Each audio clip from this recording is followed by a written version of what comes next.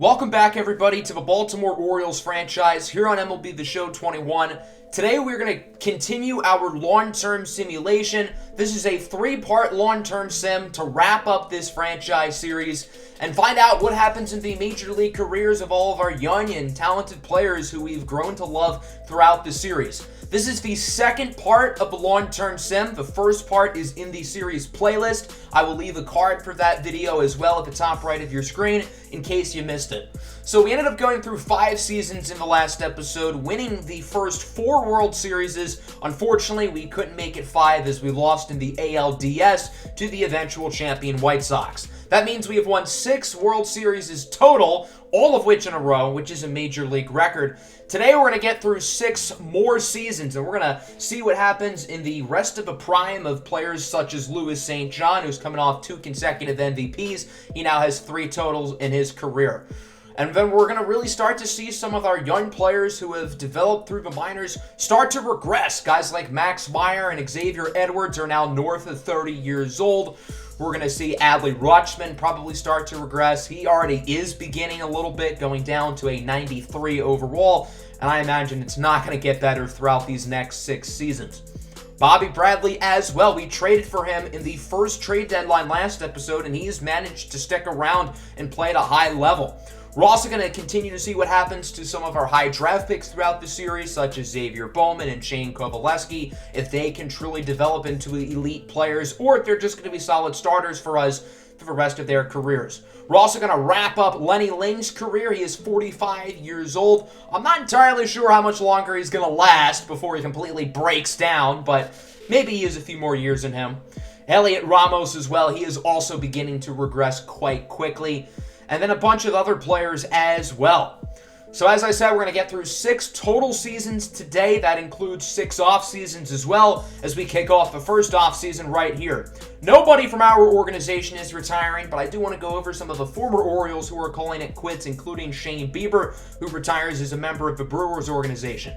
You've got some of the original Orioles like Anthony Santander, DJ Stewart, and Pedro Severino also retiring as well. Mike Trout, as well as in this class, he makes the Hall of Fame with just under 3,000 hits and over 600 home runs. Very well deserved.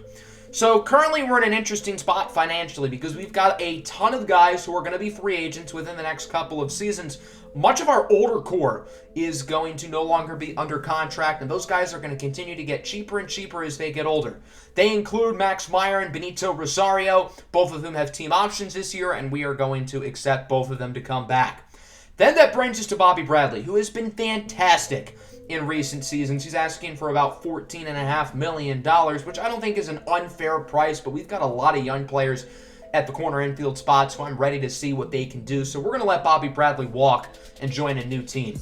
There's certainly a lot of talent here in free agency, and I wasn't planning on spending, but there was a name who kind of popped out at me. Former Oriole Brusdar Graterol, who we let go at the beginning of the last episode. He spent the past 5 seasons with the Dodgers and has been damn good in all 5 of them.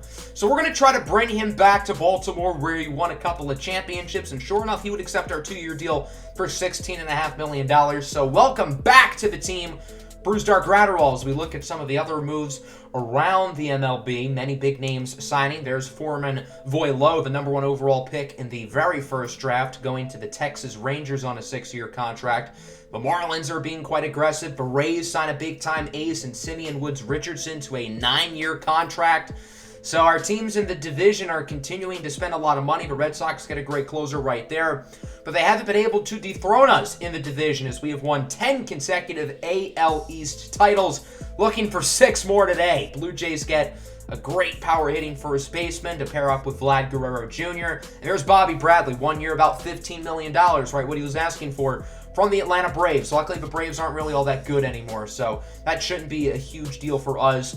The Pirates signed a shortstop, Antony Flores, to a $100 million deal. He used to be in our organization, although never played a major league game with us, but still, that's kind of cool to see some of our former minor leaguers continuing to flourish as major league players.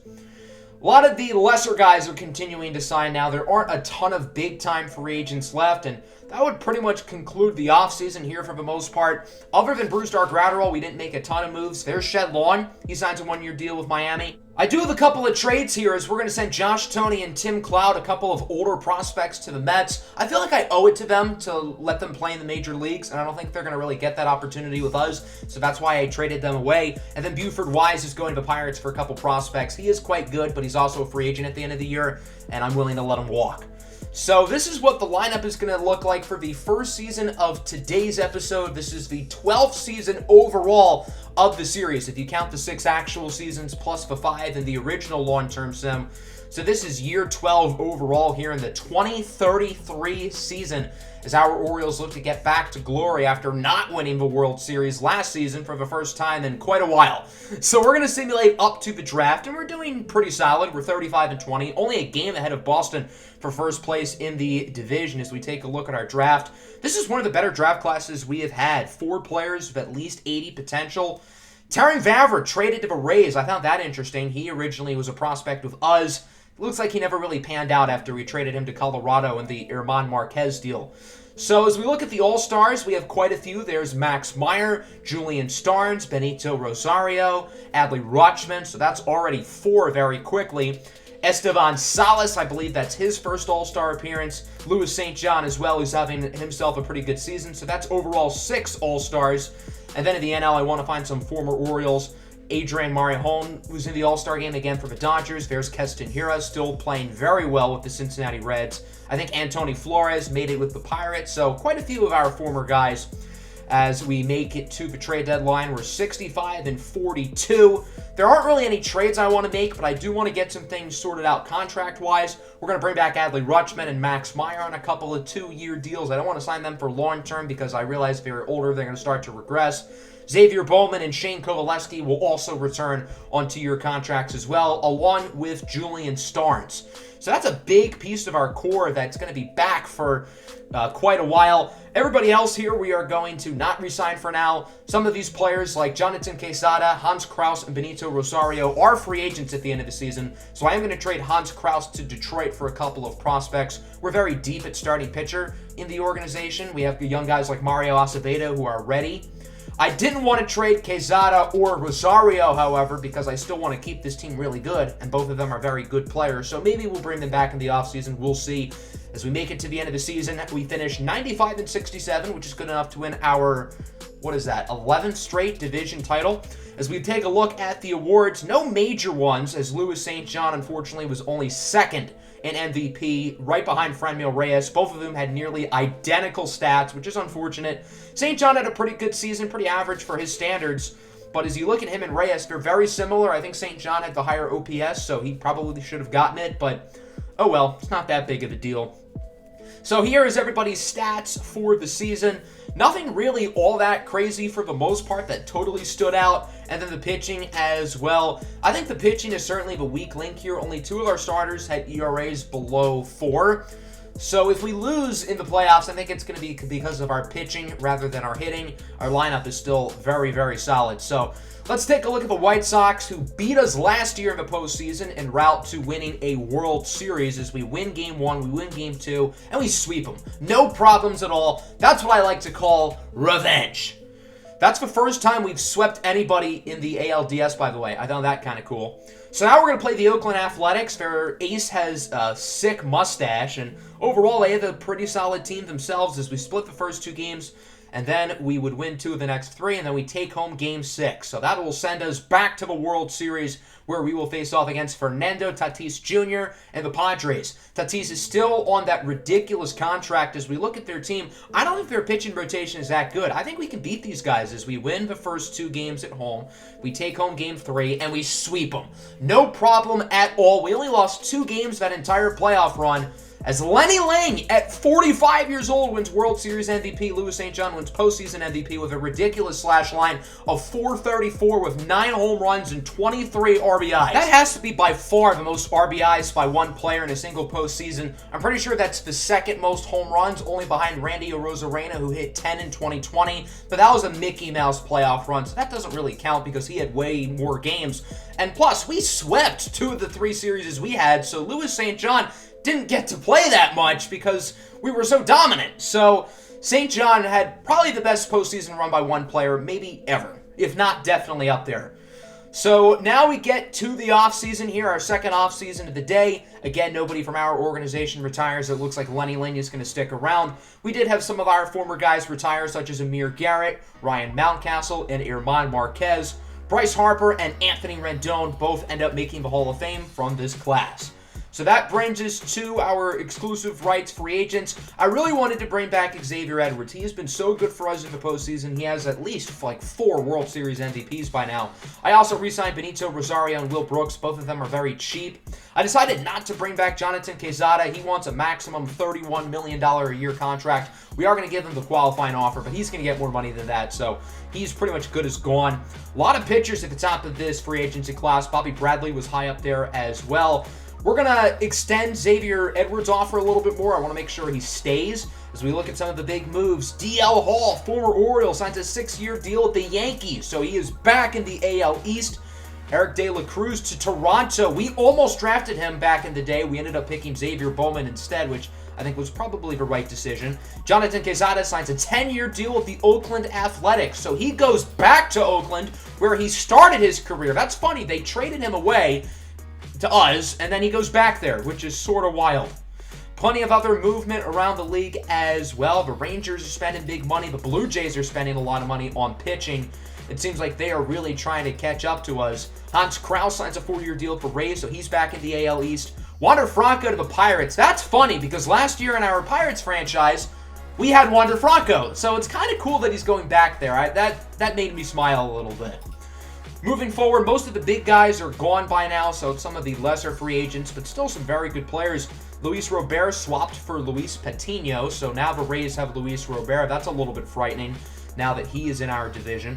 The Pirates spent a lot of money this offseason. That's awfully rare for them, but hey, credit to them. They have a pretty good young core, so maybe they'll do something with it. I don't know. It is the Pirates, so I don't really expect them to. That pretty much concludes the offseason. There's Cody Bellinger to the Padres. That just feels weird. Him in a Padres jersey does not seem right, but overall, another pretty quiet offseason.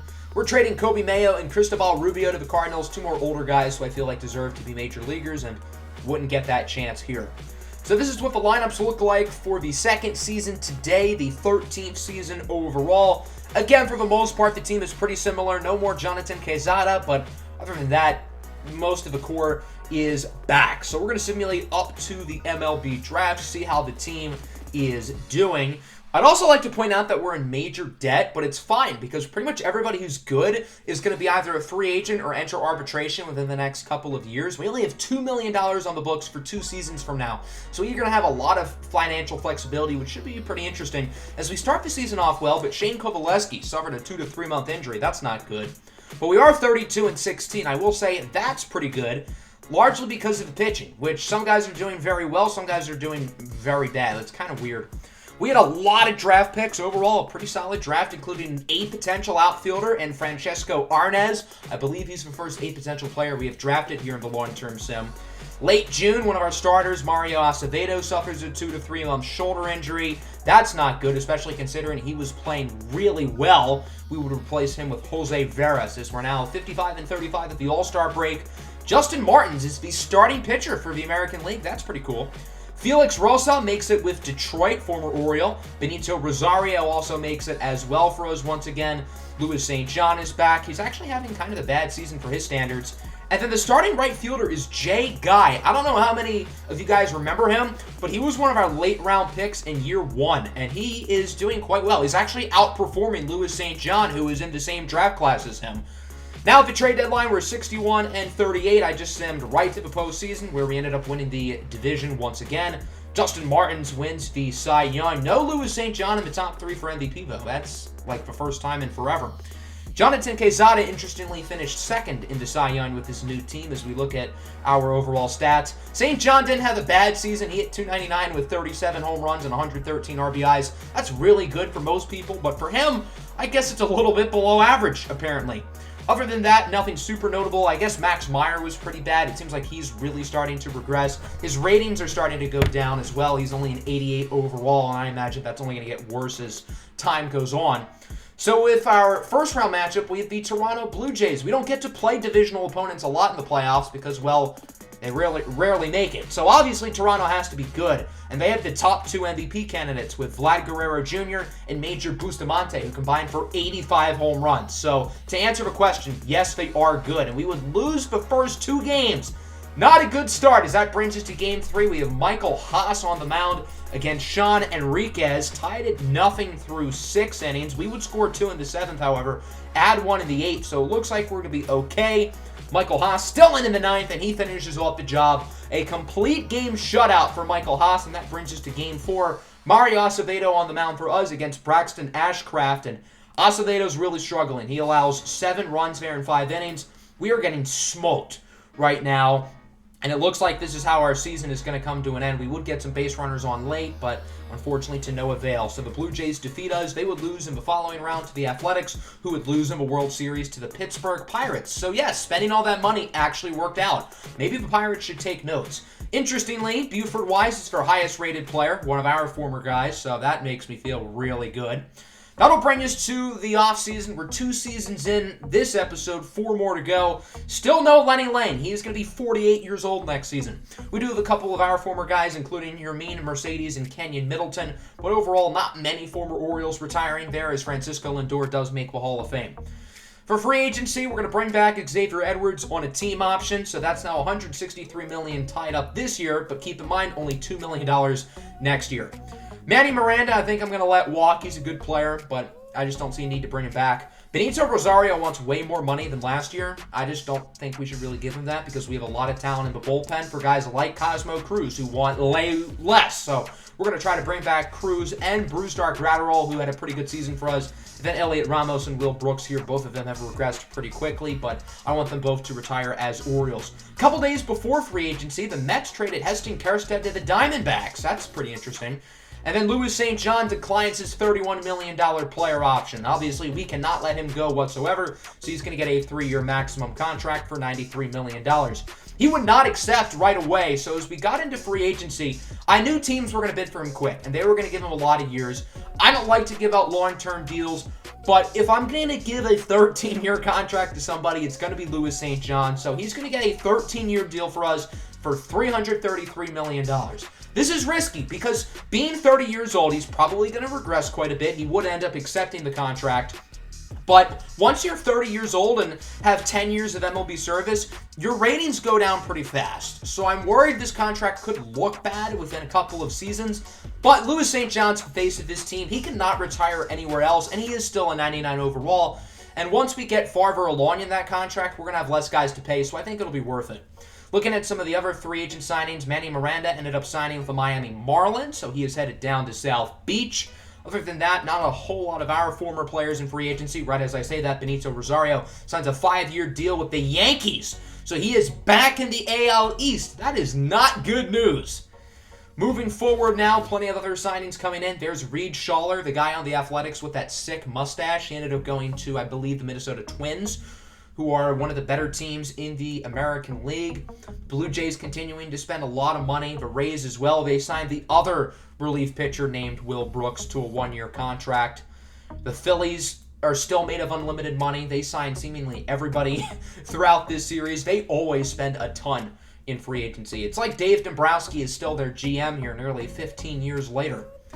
Moving forward now, some other guys. Jeremiah Jackson, former Oriole, signs with the Atlanta Braves. Carmen Sixto, another former Oriole, traded from the Twins to the Athletics. That's kind of interesting. Bobby Bradley signs a 1-year deal with the Nationals, so he's going to stick around in the American League East. Kyle Stowers signs back with the Giants. He was a prospect we had at the beginning of the series, and then he was in the trade for Elliot Ramos and Marco Luciano, which was with the Giants. I guess Stowers must have left them at one point and is now back, so that's sort of interesting. Alex Kirilloff signed with the Braves. He always seemingly kills us in the playoffs. And then here in the regular season, I'm going to trade Julian Rubio and Mark Rivera to the Cubs. 2 more players who I think deserve to be regular major leaguers, but just aren't going to get that opportunity here with our team. So this is what the lineup is going to look like here for Season 3 today. Continuing to get a lot of the younger guys who have progressed some more playing time, and we still have the older guys in there. Lenny Lane is a 59 overall, is still starting, at least against right-handed pitchers, is the DH. And then as we look at the pitching staff, quite a few lefties in there towards the bottom, and then here is what the pitching looks like. Brusdar Graterol is going to be our new closer now that Benito Rosario is a Yankee. So we're going to simulate to draft day. We're 31-20, which is kind of bad for our standards. We had a pretty good draft, actually a really good draft. 5 of our 6 players were B potential, including that sick first baseman, Kiki Ibar. So overall, a good draft. And then at the All-Star break, we're doing way better, 54-36. Seems like the team has figured some things out. As we look at the All-Stars, Adley Rutschman is back, even though he's been kind of bad this year. He's hitting like 227. I don't know why he got in. Mohamed Mauer and Louis St. John are both in at left field. So only 3 All-Stars for us this season as we look at the National League. No former Orioles, except for Luis Laurencio, who never played a game for us, but he was in our organization for a couple of seasons as a minor leaguer. He was picked in a Rule 5 draft a while ago by the Giants and clearly has turned into a great player. We're now 60-40 at the trade deadline. We've got some more contract stuff to do, re-signing Xavier Edwards and Xavier Bowman to 2-year contracts. Shane Kovaleski will also be back on a 2-year deal, so those guys are going to be sticking around for a little while. Mohamed Mauer is going to get a 3-year deal. He has developed fantastically in this series. I don't want him going anywhere. Adley Rutschman's being kind of picky. We offered him a 1-year deal for $21 million when his asking price was $10 million, and he said no.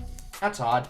We would then re-sign a couple of pitchers. Max Myers back on a 1-year deal along with Julian Starnes. So both of them will be sticking around. We are going to make a trade here at the trade deadline. I don't think this team is that good for our standards, so we need to make a boost, and we're going to steal a great player from a division rival. Closer Israel De La Cruz is an ERA at .57, so we're going to send away Victor Kobayashi and a decent prospect. Hopefully that'll be enough to win the division, as Toronto's only 1 game behind us, and sure enough it would, as we end up going 98-64, good enough to win the AL East. Louis St. John did win another MVP. It is worth noting that he is starting to regress a little bit. He's down to now a 98 overall, but still a great season for him as he takes home his 4th MVP, 2nd all-time in MVPs now, only behind Barry Bonds with 7. He hit quite a few big-time milestones this season, such as 500 home runs and 2,000 hits. So he seems like a lock for the Hall of Fame at 30. And even though this was probably a down year for him again, still enough to win MVP. Couple former Orioles in the running there. Blaze Jordan finished 3rd in the AL with the Twins. Heston Kjerstad still doing very well as he finished 3rd in the National League with the Arizona Diamondbacks. Let's take a look at the stats for the season, obviously headlined by St. John. And again, it's crazy that he can have a down year for his standards and still win the MVP. That's how good he is. When I Googled the most MVPs of all time, I was surprised that nobody else has more than 3. So St. John at 30 years old is already 2nd in MVPs all time, and he's only 3 away from the great Barry Bonds. So I guess St. John is the most MVPs for someone who's never done steroids. Although he probably has done steroids with how good he is. I don't know. I guess we can speculate. Here's the Oakland Athletics. We beat them in the postseason a couple of years ago, but they are better. They stole Jonathan Quezada from us, and we're down 2-0 already. Not a great start, so we are in danger of getting swept here by the Oakland Athletics. We would score 5 in the 5th inning, so I think we should be fine. Michael Haas seems to do very well in these elimination games in the divisional round, and we would end up winning this matchup by the score of 7-1. Xavier Bowman hit 2 home runs in the win. That brings us to Game 4. Ken Rosa on the mound for us against Cosmo Vasquez. Pretty close game so far as it's currently 4-2. It looks like we're in a pretty good spot. Now only up by 1. We just don't want the bullpen to blow it here as Cosmo Cruz comes in the 8th and he allows 4. So we are going to lose in 4 once again, not making it out of the ALDS as it's the Oakland Athletics who defeat us. At least we lost to the champs as they make it back to the World Series and defeat the Philadelphia Phillies. So that's 3 of the past 4 years now where we have not won the World Series. That's kind of depressing. Here in retirement, Julio De Los Santos calls it a career, and so does Lenny Ling. Hats off to Lenny Ling. Certainly an interesting story. He came in as an international free agent at 36 years old, spent the first 3 seasons of his career with 3 different teams. Then he joined us, and then from there, he was fantastic. He had 3 MVP-level seasons with us, and then after that, he was here for another 7 years. Still played pretty well, even when his rating got to be really low. Let's compare Lenny Ling's career to his son Benny Ling's career. For those who don't know, Benny Ling was in our Pirates franchise last year in MLB The Show 20. For the most part, they had very similar careers. Benny played 14 seasons, Lenny played 12. Both of them have very similar career statistics. It seems like Lenny, despite playing 2 less years, has the upper hand on pretty much everything, but not by a lot. The big difference, however, is age. Benny Ling retired at 35. Lenny Ling started his major league career at 36. That's crazy. So, hats off to Lenny Ling, a fantastic career as he now goes into the sunset. The other former Orioles retire, including Jonathan Hernandez and Travis Lakins, as we look at the Hall of Famers. Yordan Alvarez, Corey Seager, and Nolan Arenado. No Lenny Ling, unfortunately. He was probably pretty close, but when you start your career at 36, it's kind of hard. I do want to point out, Luis St. John has more career MVPs, hits, and home runs than Yordan Alvarez, who just made the Hall of Fame. So that means Luis St. John is pretty much a virtual lock for the Hall of Fame at this point. Now it's just a matter of if he can keep being a star for a long time. As we are going to re-sign pretty much everybody here except for Deshaun Knowles. Knowles isn't a full-time starter for us, and I don't really see a reason to bring him back. Pretty talented group here in free agency. Fernando Tatis's 14-year deal finally is over. Adley Rutschman is the only one of our players who we offered a contract to and hasn't re-signed yet, so we're going to give him an extra $1 million. I also wanted to bring back Heston Kjerstad because he is still really good. He just finished third in the NL MVP vote with the Diamondbacks. Even at 36 years old, he is still fantastic. So he's going to get a 2-year deal for $24 million from us. Hopefully we can get him back to Baltimore, as Buford Wise is a White Sox. That's kind of a big deal. Chicago gets quite a bit better. No sign of Heston Kjerstad yet. He's taken a while to sign that deal. What's going on here, Heston? Still nothing. And sure enough, it would take a little while, but finally he would sign. So Heston Kjerstad is back in Baltimore. Letting him go, I think, was a mistake, clearly, because I thought he was going to regress pretty quickly, and he didn't. Deshaun Knowles signs with the Angels. That's kind of funny because he was originally a prospect for the Angels when we traded him all the way back in like season 1 or 2, I think. We got Deshaun Knowles very early in the series. As we round out the rest of the offseason, the Angels are spending on a lot of guys. Former Oriole Joe Gray signs with the Marlins. O'Neal Cruz traded to Boston. O'Neal Cruz was great in the long-term sim with the Pirates and MLB The Show 20. Bobby Bradley back in Atlanta after hanging out with the Nationals for a season. And then that would conclude our offseason. So that brings us to Season 4 today. We are going to make a quick trade. Michael Haas to the Pirates. I know he's really good in the playoffs, but he is starting to regress. So I think moving on now probably makes the most sense as we take a look at the lineup. No more Lenny Ling. He is pretty much replaced by Heston Kjerstad as that DH. So as we simulated forward, we had an injury pretty early in the season with Estevan Salas. He ended up breaking his forearm. He's out 2 to 3 months. But the reason why I stopped here is I want to show you guys something. So through 19 games, we're tied with the Rays for first place in the division. But we have scored more than double the amount of runs they have. That is really weird, and I think that's a sign we're going to be better than them. Sure enough, at the draft, we are 37-18, and the Rays are 4th place in the AL East. My hypothesis ended up being correct. Sort of a lackluster draft class for us, but not that huge of a deal. And then the injury bugs would start to hammer. Ken Rosa and Shane Kovaleski each broke their arm within the span of a week, so that's fun. But despite that, we're 61-28.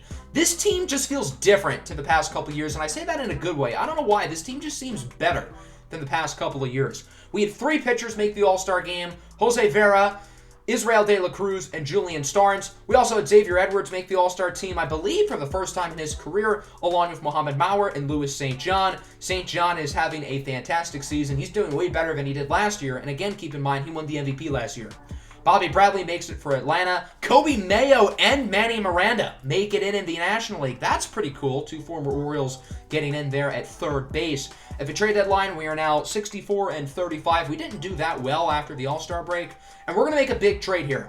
Justin Martins and a couple other guys to the Mets for a really good young pitching prospect. So Justin Martins is a free agent at the end of the season. He's already regressing, and he's not having a good season. So I figured, why not trade him for somebody who can be a future ace here in Robin Batista, who's going to slide right into the rotation. He's an 87 overall lefty, and we're going to re-sign him. So pretty much he's going to be under contract for cheap until he's a free agent in 5 years from now. We're also going to give contracts to Max Meyer and Will Brooks. Brooks will be getting a lifetime contract for us now that he doesn't really want any money. I'm going to sign him to a 14-year deal just so he sticks around until he retires.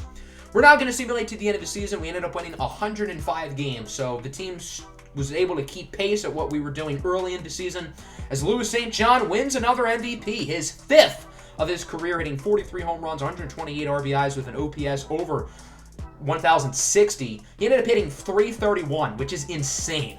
Heston Kjerstad finished 3rd for the MVP vote once again.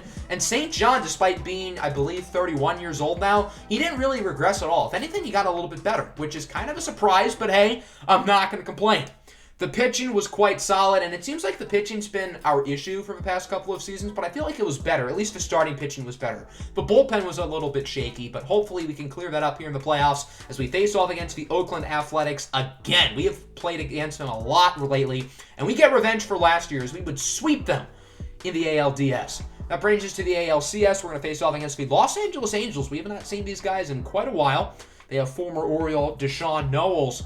So they are back after being really good throughout the duration of the actual series, as we would end up winning in 6 games despite losing the first 2. So that brings us into the World Series against the Pittsburgh Pirates, the defending champions.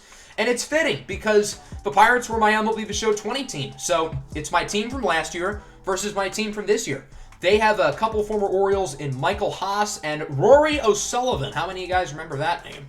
We ended up winning the World Series in 5 games, so there you go. We win a championship once again. Merrill Fortenberry wins World Series MVP. Heston Kjerstad wins playoff MVP. So that is our 2nd championship today and our 8th overall. As we take a look at the postseason stats, definitely great to get back into the World Series winners column after not appearing in the World Series the past 2 seasons. So we have now won 8 World Series championships. We're 8-0 all-time in the World Series. We've never lost one, which is wild. So that'll bring us to our second-to-last season of the video. Many former Orioles continuing to retire, such as Jorge Mateo, Christian Robinson, Aristides Aquino, Jordan Hicks. And I want to talk about Hicks real quick. We only had him for 1 season. We let him go, and then he signed with the Athletics. He was unbelievably good. I mean, look at his ERA numbers throughout his career. For someone to do that for like 15 years, I feel like that's got to be at least Hall of Fame consideration. Grayson Rodriguez would also end up retiring, as that brings us to free agency. Heston Kjerstad, we will accept his team option. We're also going to try to re-sign Max Meyer, Cosmo Cruz, and Elliot Ramos. I think we're going to let Gerald Fabregas and Brusdar Graterol walk. Graterol just isn't really good anymore, and Fabregas is fine, but we have a lot of young guys in the middle infield, so I'm willing to let him go. I did want to bring back Edwin Diaz, though, on a 15-year deal, because why not? So Edwin Diaz is going to retire as an Oriole, and I'd like Keston Hiura to also retire as an Oriole. As we simulate forward, Justin Martin signs with Toronto. He ended up getting not a lot of money, 5 years, about $57 million. Had I known he would have been that cheap, I probably never would have traded him. I'm still happy we did trade him, but I'm surprised he went for that little. Gerald Fabregas signs a 2-year deal with the Diamondbacks, so he is headed to the desert. Hopefully he does well down there. Fernando Tatis is an Astro. That just seems wrong. Fernando Tatis should never be an Astro. I don't know why. That just doesn't feel right to me. Luis Florencio, the former Oriole, signs with the Seattle Mariners after 6 very solid seasons with the Giants. And then rounding out the offseason, some of these smaller signings coming in. So that brings us to Season 5 today, the second to last season of today's episode. And the, what is this, like the 17th season overall? No, this would be the 16th season overall. That's right. We're at season 16 now. The team looks very similar to last year, minus some small changes, as we are 38-17 at the draft. We lost 3 games in April. Just like last year, this team feels different. And I think this team is even better than last year, which says a lot. And despite that, Louis St. John's numbers aren't even that good. But the weirdest thing about St. John is he's not regressing at all. And I have no idea why. Everybody who's over 30 is getting worse, except for him. It doesn't make any sense. I'm not complaining, but that's just weird. We had another pretty good draft, and then at the All-Star break, we are 64-26. This team is on pace to probably break our own record for wins. Ken Rosa and Seth Shipley are All-Stars. Seth Shipley made it as a starting pitcher, even though he didn't start a single game yet. That's cool. Buford Wise also made it. Philip Kobayashi and Israel De La Cruz both made it after being traded for each other last year. That's kind of funny. Esteban Salas makes his first All-Star game. Louis St. John is back, along with Heston Kjerstad. And then as we look at the National League team, only one former member of our organization makes it in the National League, and that is shortstop Adolfo Lima. So, something I found interesting is the MVP leader in the AL is on our team, but he didn't make the All-Star game. It's Mohamed Mauer, who's been fantastic this year. He's hitting .355. He's hitting similar power numbers to Louis St. John. The reason why he didn't get in the All-Star game, however, is he's actually injured. He just fractured his wrist, and he's out 1 to 2 months. So that means the MVP award is probably Louis St. John's to lose, now that Mohamed Mauer is probably going to be out of a running in a pretty short little bit. So we're 72-29 at the deadline. We've won 71% of our games. That's insane. We're going to bring back Xavier Bowman on another 2-year contract as we officially finish 108-54. This might be the most wins we've ever gotten in a single season. Louis St. John has won his 3rd straight MVP, his 6th overall, which puts him 1 away from Barry Bonds' record. Look at his attributes. They're all going up. How does this make any sense? He's 32 years old, and he's 13 years into his career, and he is getting a lot better. Usually in MLB The Show, once you reach like 10 years of MLB service, your ratings drop down like a tank, and his have improved. I don't get how that works. I think he's like a robot. That'd be my only logical guess, because while everybody else who's kind of older is starting to get worse, Louis St. John is getting better, which blows my mind.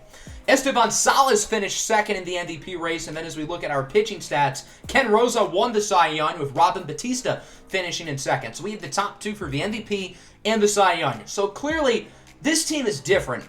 I had the same feeling about us last year and won the World Series, and I am expecting a World Series again as we play the Angels here in the first round. We played them a couple years ago and beat them. We lose Game 1, but then after that, we would have no problem winning the next 3 as we play the Athletics here in the ALCS. It seems like we've played Oakland every season today in the playoffs, except for maybe 1. So here we lose Game 1, but after that, again, not many issues. Now tied at 2, we take Game 5, we lose Game 6. So that brings us to Game 7 of the ALCS with our Cy Young, Ken Rosa on the mound against John Taylor. I almost traded for Taylor a couple years ago, which is kind of ironic. Both pitchers are dominating. We're tied at 0 through 6 innings. Rosa makes it through 7, and then Taylor would make it through 7.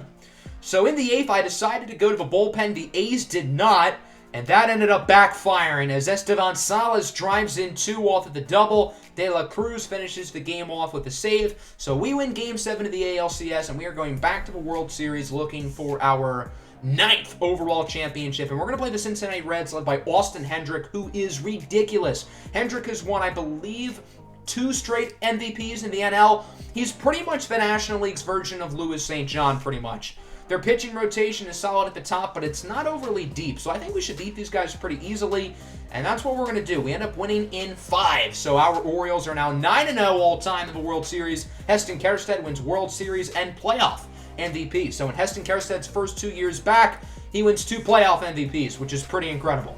So we have 6-peated and we have 3-peated in championships throughout this series, and we are definitely looking for more here in Season 6 of the video, which will be the final season today.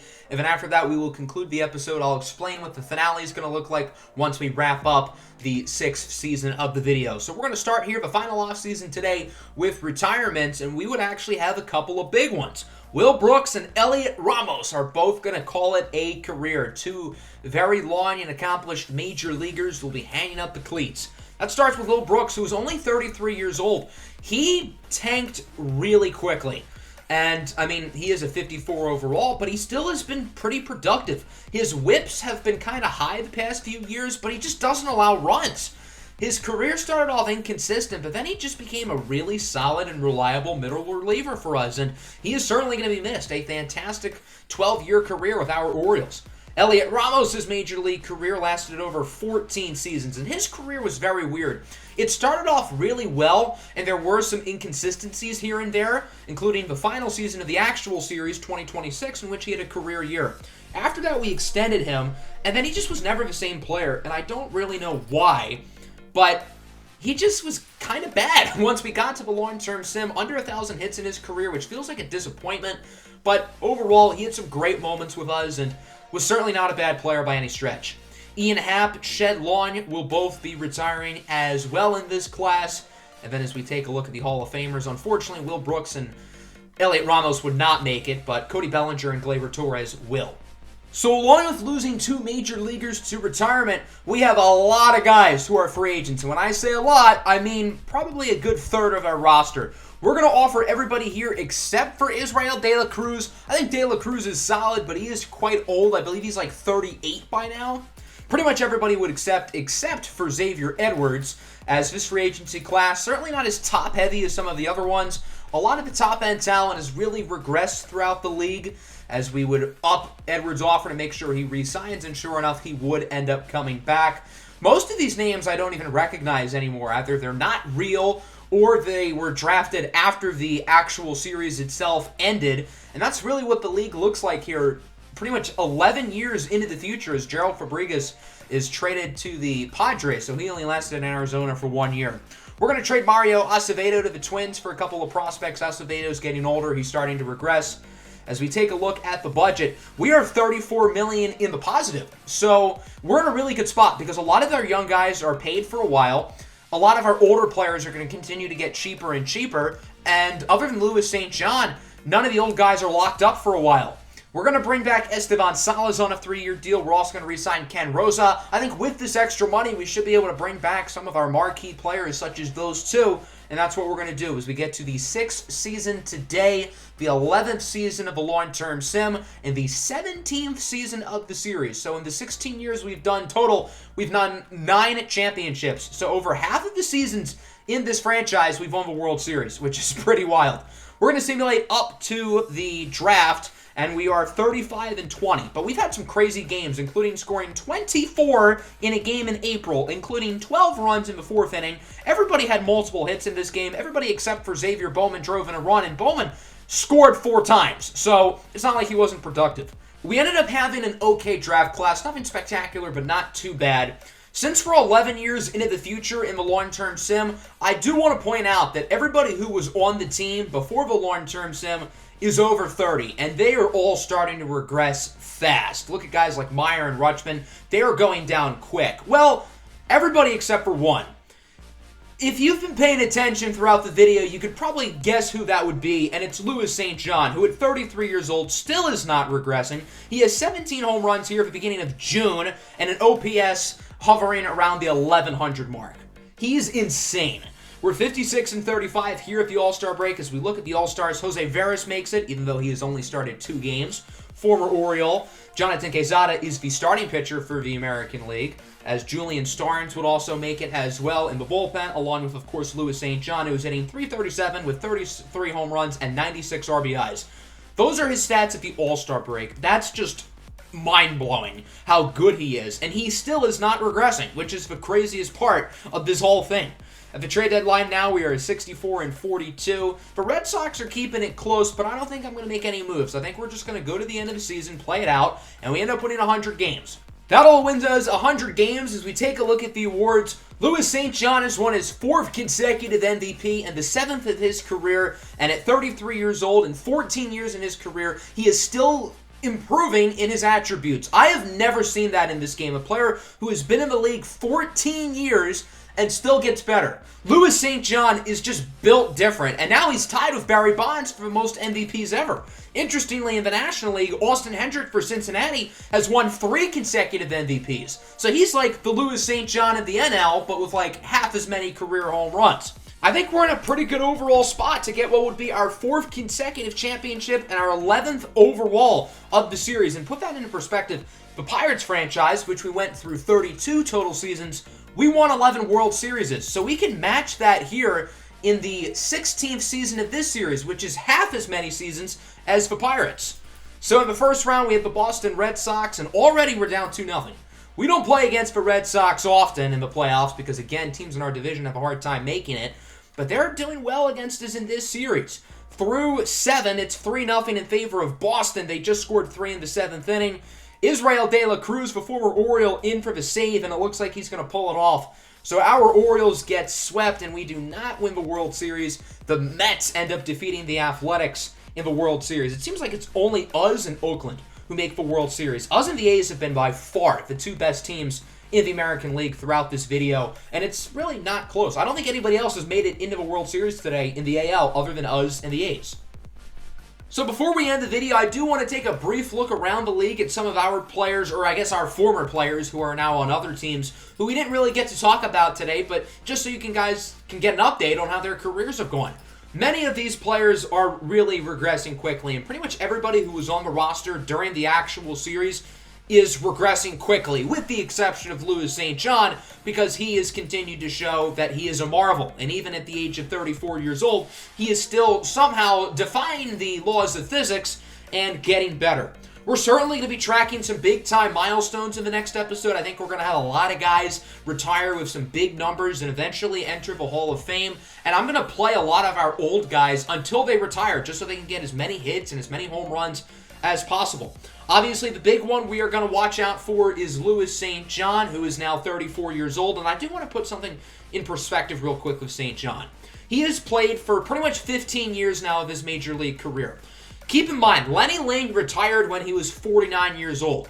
So, technically, if Louis St. John were to play until he's 49, that would mean he's about halfway done his major league career. Do I think he is going to hit 5,000 hits? No, I don't. But if he plays until he's 49, then he would be on pace for about 5,000 hits. I think he'll hit the 3,000 mark probably within about 3 seasons. I think he'll hit the 700 home run mark in a little bit over 1 season. It's no longer a matter of if he'll break Barry Bonds' record. It's more so a matter of when. And who knows, maybe Louis St. John will reach 1,000 career home runs. I know that's not overly likely, but we'll see how long his career lasts. And we will get all of these answers in the next episode in our series finale as we wrap up the Baltimore Orioles franchise for good. I'm not sure how many seasons it's going to go. It's really going to be until everybody retires. So for all we know, it might be 15 seasons long. I really don't know. But I hope everybody enjoyed the episode. Make sure to like button. Make sure to subscribe to the channel if you are new. Peace out.